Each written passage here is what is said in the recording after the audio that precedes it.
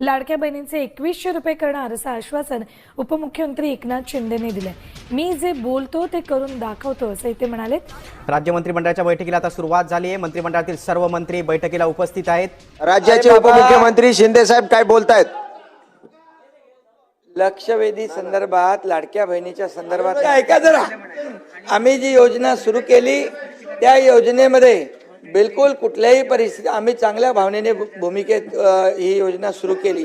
त्यावेळेस तुम्हाला वाटलं हे फक्त निवडणुकीपुरती घोषणा आहे, सुद्धा आम्ही या ठिकाणी त्या लाडक्या बहीण योजनेचे पैसे नाना जमा केले। त्याच्यामध्ये तुम्हाला वाटलं आता आचारसंहितेत पण पैसे बंद होतील, तर आचारसंहितेचे पण ॲडव्हान्स पैसे आम्ही टाकले।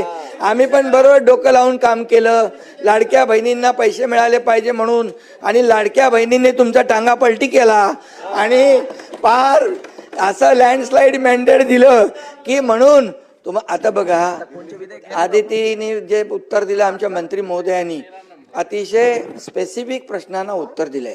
आणि तुम्हाला सांगतो कुठल्याही परिस्थितीमध्ये लाडकी बहीण योजना तुम्हाला वाटतं कमी होईल, बंद होईल, मी सांगतो तुम्हाला लाडकी बहीण योजना कधीही बंद होणार नाही। आणि सांगतो तुम्हाला, तुम्ही 2100 रुपये बोलले, योग्य वेळी आम्ही जे जे बोललोय ते सगळं पूर्ण करणार ना, कारण लाडक्या बहिणींमुळे तुम्ही जे नाही लाडक्या तुम्ही खोडा घालायला प्रयत्न केला की नाही, लाडक्या बहिणीने चांगला जोडा दाखवला की नाही, लाडक्या बहिणीने काय चांगला जोडा दाखवला की नाही, विधानसभेत दाखवला की नाही।